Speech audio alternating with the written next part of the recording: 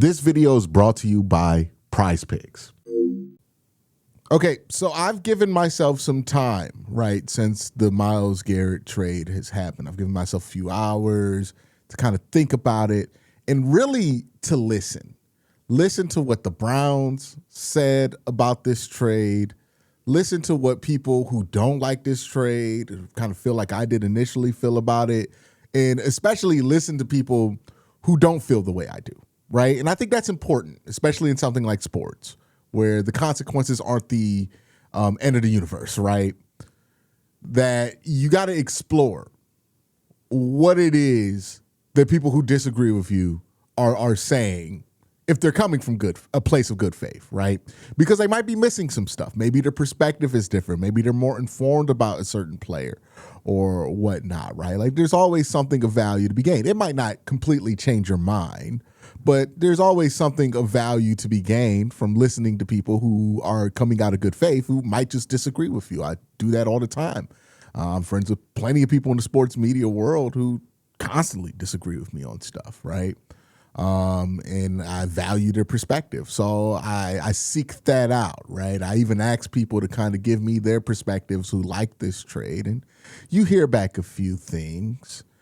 And while listening to some people and getting some perspective and really coloring what the full, spectrum of opinions is on this whole trade thing, because there's a lot of takes out there, it hasn't changed my mind. I wasn't expecting it to change my mind, but it has really informed exactly why it is I don't like this trade.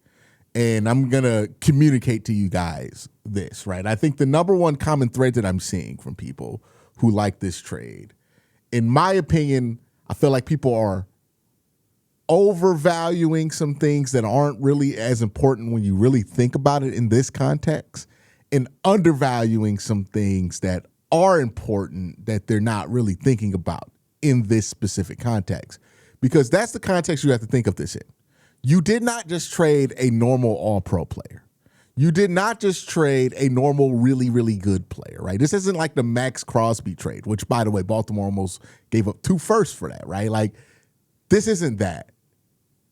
This is Myles Garrett. And Max Crosby's really good. He might make the Hall of Fame. TJ Watt's really good. He might make the Hall of Fame. He might be a first ballot Hall of Famer.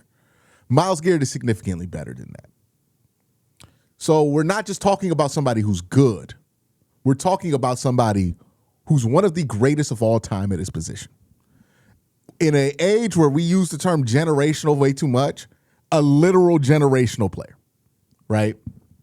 And we talk, the people I'm hearing that like this trade are talking about Myles as if he's not proven himself to be a generational athlete. Here's what I mean, right? The number one thing you'll hear about this trade is that Myles didn't match the timeline for the Cleveland Browns because of his age specifically. That's a number one thing, right? Myles is 31. The Browns aren't going to be good for a couple of years. Maybe they're aiming to be championship contenders in 2028. Myles will be 33. And the assumption is that Myles at 33 is going to be a significantly reduced player to what he is today. But why? You know what I mean? Why are we assuming Myles Garrett is going to be bad by the time he's 33 when he's proven himself to be an outlier? His skill set does not suggest a player that's going to age quickly. He hasn't had serious injury issues in his career. What about his profile and how much of an outlier he is suggests that by 33, he's not going to be the quality of player that Myles Garrett is? See, the assumption is age. My question here is, are the Browns overvaluing the age aspect of this? Because I think that Browns fans are, and I think the Browns did. Because when you ask yourself, why is age important, right? Why do we place so much importance on this age? What assumptions do we make about age that makes us value it so greatly? It's basically, it boils down to the assumption that a younger player is going to be better longer than an older player. And in most cases, that's true. Like, I like Denzel Ward a lot, but if you traded Denzel Ward and you got back Quinyon Mitchell, I would understand that, right? Denzel Ward is a great player. Not necessarily somebody I think is going to be in the Hall of Fame, but still a really good player. And Quinyon Mitchell can probably reach that level, though, right? And he's younger. So maybe there's an argument there, right? But we're not talking about Denzel Ward, as good as he is. We're talking about a player the level of Myles Garrett.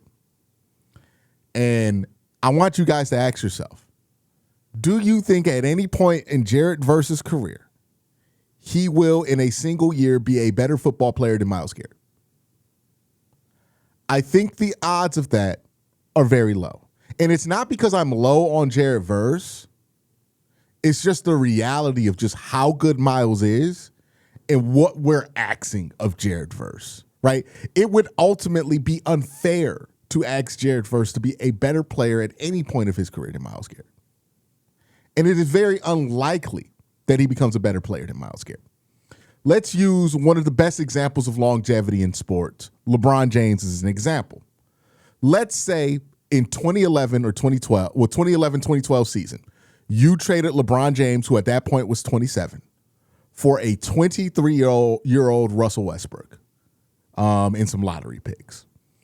The assumption would be, right, in 2011-2012, that LeBron would be better right now, but not as good in the long run as Russell Westbrook would be. But if you look at both of their careers, Russell Westbrook from 2012 on had about 9 more All-Star seasons. LeBron has had 14 All-Star seasons consecutively since 2011-2012. LeBron is still the better player. There has never been a year where Russell Westbrook was better than LeBron James, or you would rather have Russell Westbrook than LeBron James. And LeBron is still the better player, much better. I mean, Russell Westbrook at this point, he is a role player, a bench player for teams. LeBron James is still LeBron James on a lesser scale than he was, obviously, in Miami, but still LeBron James, still a starter, still a legitimate all-star in the NBA. That's what happens when you overvalue youth and undervalue longevity. I think it is very possible that the Browns are overvaluing youth and undervaluing longevity.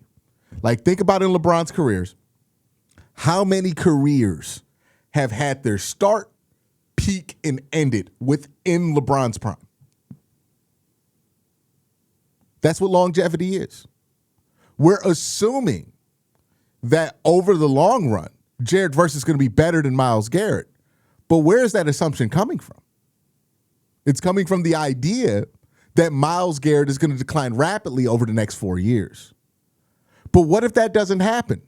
Is it really crazy to think that Myles Garrett's going to be a good player at 35, as talented as he is? Hell, is it crazy to think that Myles Garrett could have a big season at 33, 34 years old? I don't think it's crazy.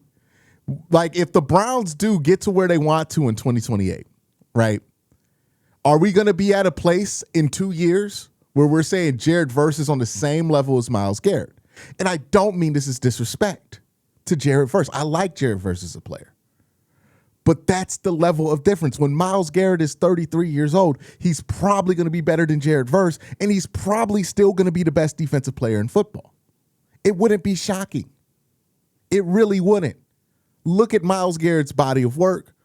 Look at his output over the last few years. Look at his athletic profile. Look at how he takes care of his body. What about him suggests that he's just going to fall off over the next couple of years? Now, if the Browns are right about that, then obviously they're right about this trade.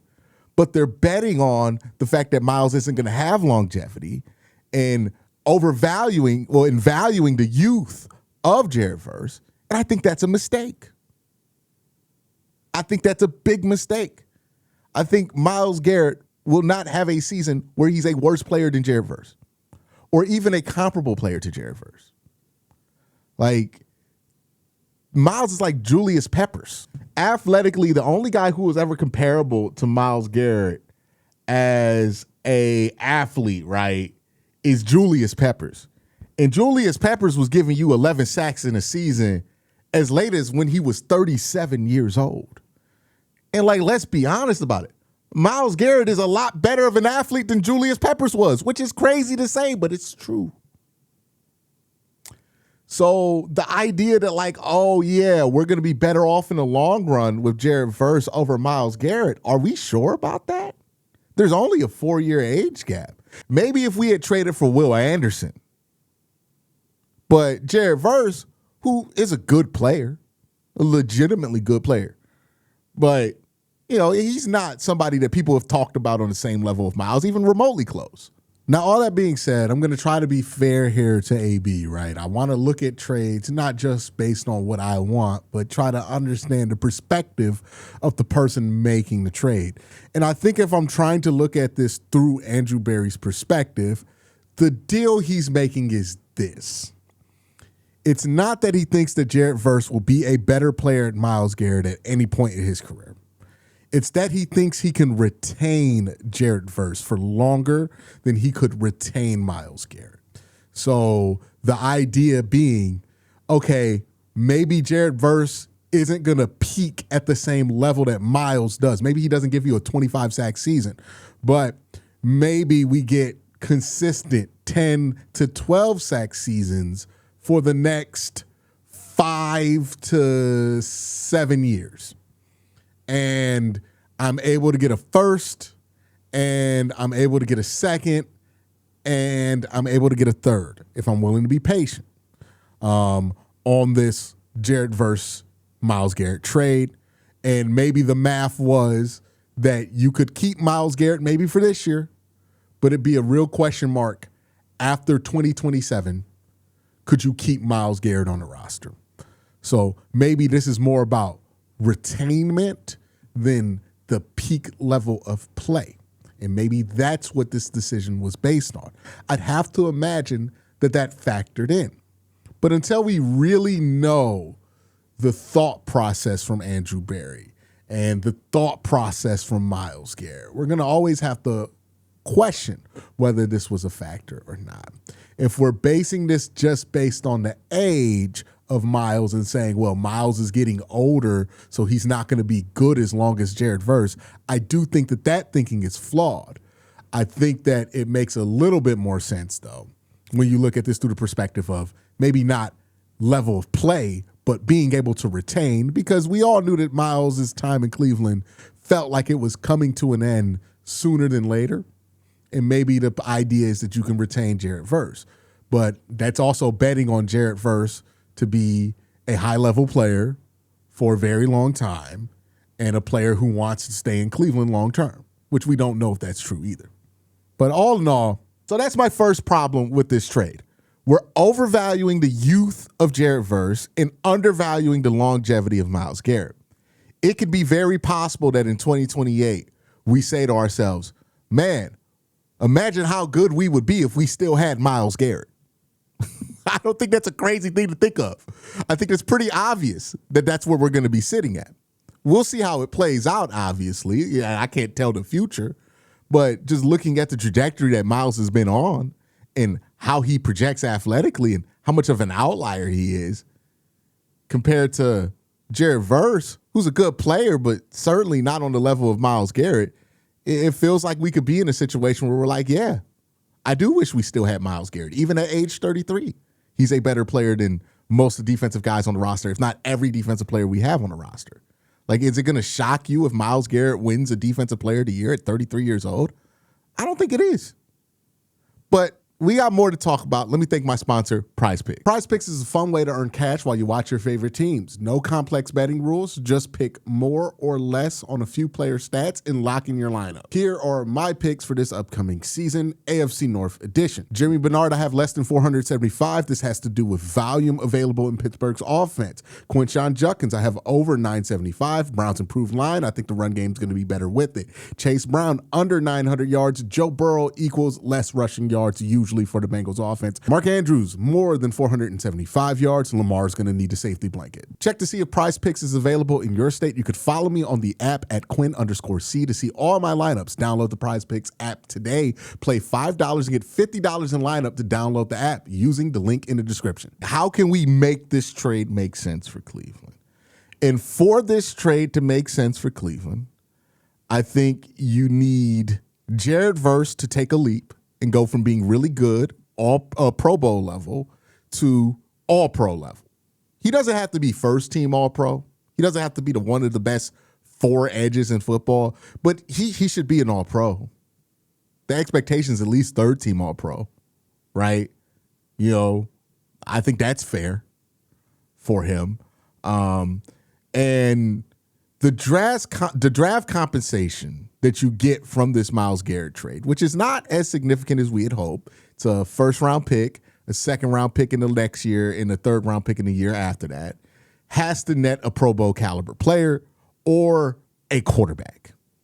If 2 of those 3 things I mentioned, right, either you get Jared Verse to become an elite-level edge, and you get a Pro Bowl caliber player with one of those picks, or you get Jared Verse to become an edge and you get a Pro Bowl caliber a quarterback with that pick. If one of those 2, or if 2 of those 3 things happen, then this trade is a success for Cleveland, right? But that's betting on a lot of different variables to go right just to break even. The first question is, can Jared Verse be an elite edge? I'll be releasing a film breakdown of this, and I don't want to speak too much about Jared Verse before I really get to dive into his film. But he's a good player.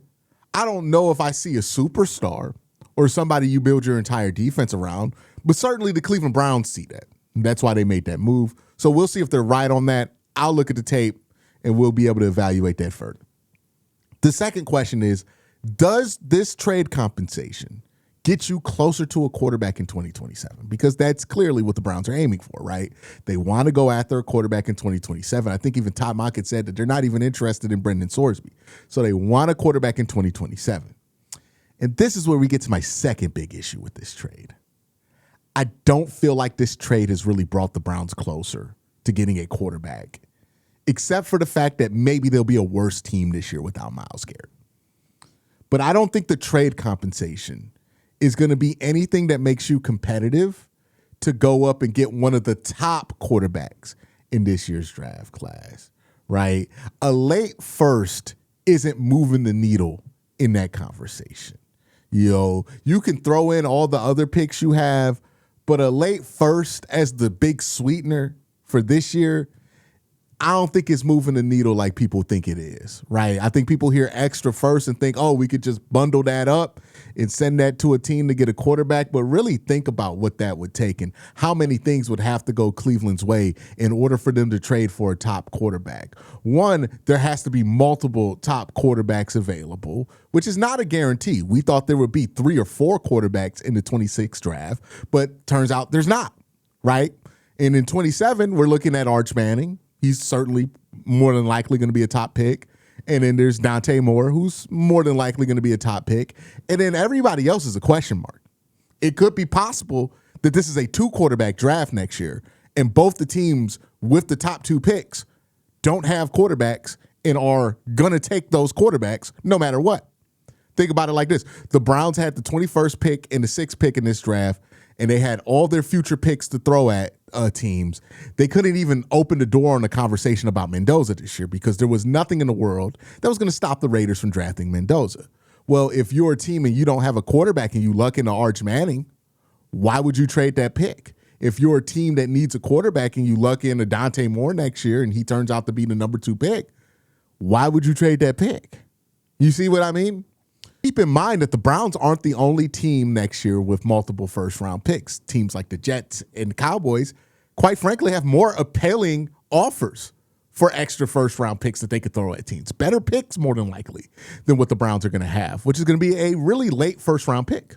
So on top of the fact that the draft compensation wasn't that strong, we're also adding to this the unlikeliness of a team lucking into a spot for a top quarterback, but not needing a top quarterback. So, I don't get how this trade brings the Browns closer to a quarterback. Unless Like Matt Stafford goes out there and pops his Achilles and the Rams are awful next year, I don't really see this moving the needle, right? Like unless they're unexpectedly bad, I don't think this moves the needle that much, if I'm being honest. I thought the Jets pick last year had a better chance to move the needle for a quarterback than the pick this year.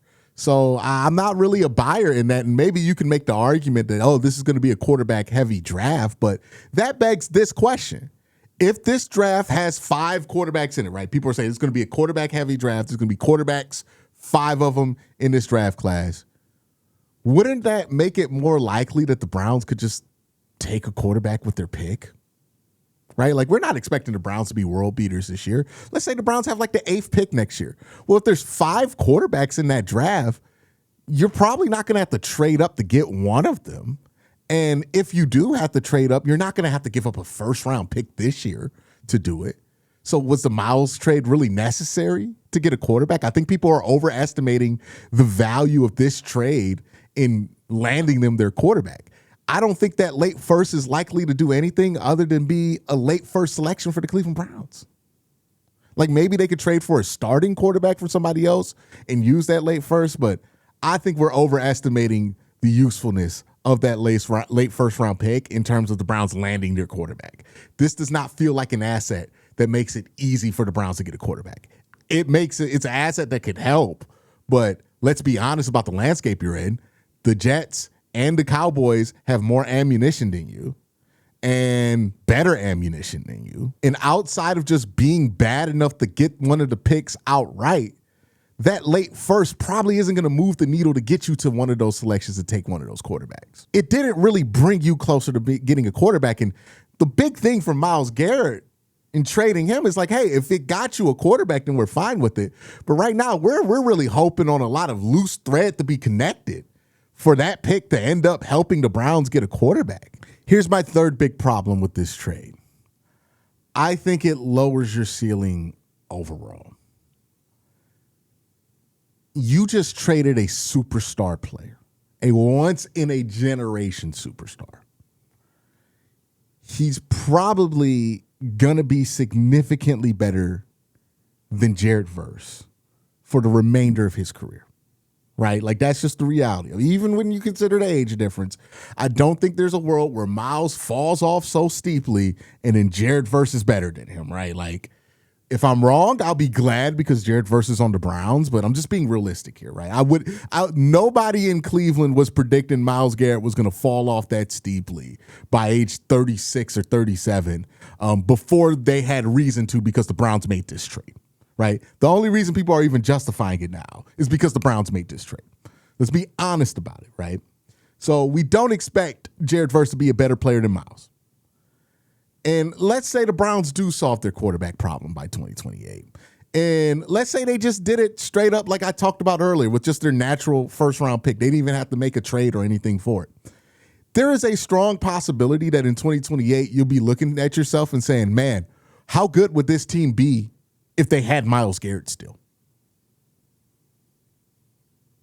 Yeah, I saw somebody say, well, we got to make this trade so we don't become the Steelers. I don't want to become a team that just loses in the first round or just loses in the second round. I want to become a team that gets to the Super Bowl. Well, you don't get to the Super Bowl by trading Myles Garrett. Like, you don't become that caliber of team by trading your superstar.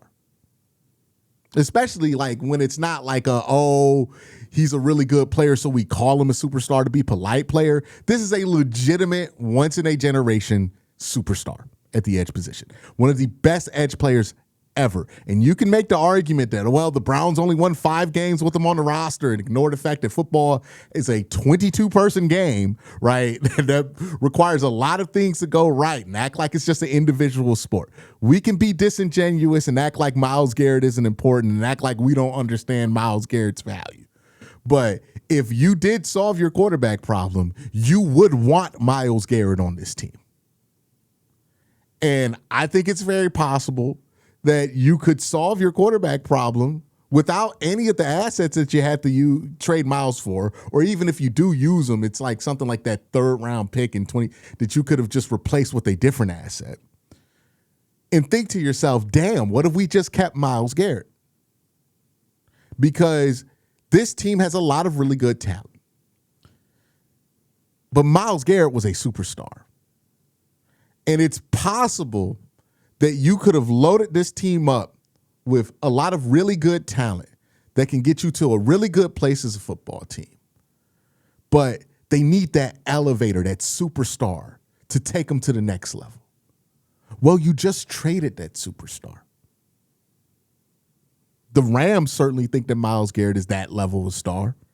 And we'll see if Myles Garrett's able to elevate them to another championship. I don't think the odds on that are low. And we'll be left asking ourselves this question, hey, could he have done it for us if we had just been patient? The way I judge trades is simple at the end of the day. I ask myself this question. What has to happen for this trade to be successful for each team?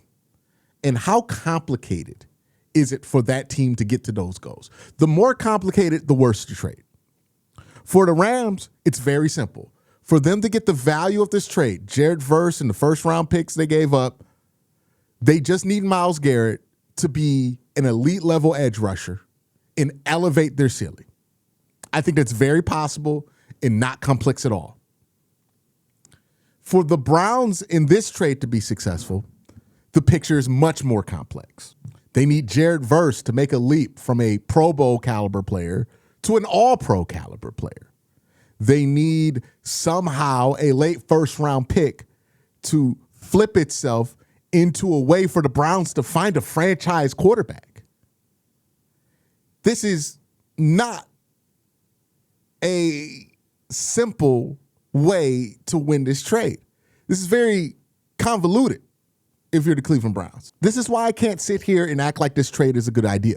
As much as I want to be positive about the team, as much as I want the Browns to be successful, I cannot act like I think this is a good idea in good faith. This trade reeks of an overestimate of numerical values while underestimating how good somebody is at football, how special that player has proven themselves to be.